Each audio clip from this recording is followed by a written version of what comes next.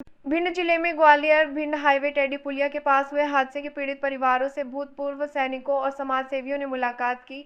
मृतक सुनील बघेल सहित 4 सदस्यों के परिवार को सांत्वना दी गई। समाजसेवी सुनील फौजी ने बताया कि संता है कि समाजसेवी में बीच में ग्वालियर सहित परिवार को सांत्वना दी गई हो। कहा साथी जारो समाज के जिला अध्यक्ष पूज्य संत कालीदास महाराज ने घटना को अत्यंत दुखद बताते हुए कहा कि सरकार को पीड़ित परिवारों से किया वादा निभाना चाहिए।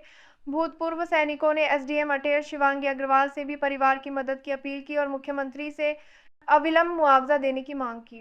मुलाकात में इंडियन वेटरन ऑर्गेनाइजेशन के पदाधिकारी और कई समाजसेवी शामिल रहे।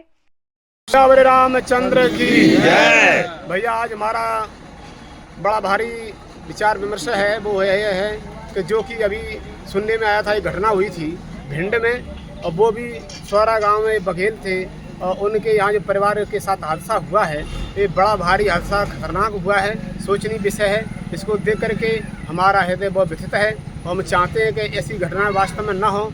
और एक कैंटर ने उनको बाइक पे कुचला है, ये बहुत संकट की घड़ी है। साथ ही साथ एक भोला खान है जो महाराज गोता का बहुत एकदम प्रविष्ट था, यानी गोताखोर था और उसकी भी मौत हुई है। आज उसकी मौत होने के कारण हम सभी को बहुत बड़ा भी दुख हुआ है, क्योंकि उन्होंने कई एक जान बचाई हैं, हजारों जान बचाई होंगी और ऐसी जान बचाई यानी जल में डूब करके उसमें थी सामर्थ्य थी, तो ऐसे जल में जो डूबता था उसकी जान बचाने में वो सक्षम थे और भोला खान की मृत्यु भी हो गई उसमें उसी टक्कर से।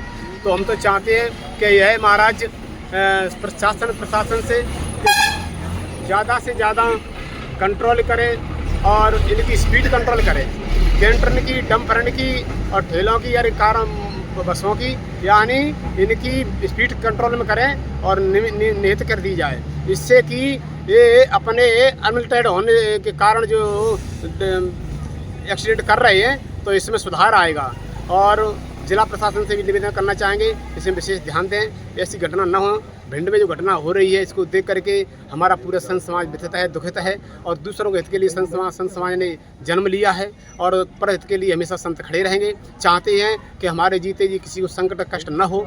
और इसी के साथ ही साथ ग्वालियर भिंड इटावा 6 लाइन बनाने हेतु लिए जो मैंने आंदोलन स्टार्ट किया था, जो अखंड आंदोलन किया था, और उसके बीच में कई एक प्रशासन ने हमको आश्वासन दिया था।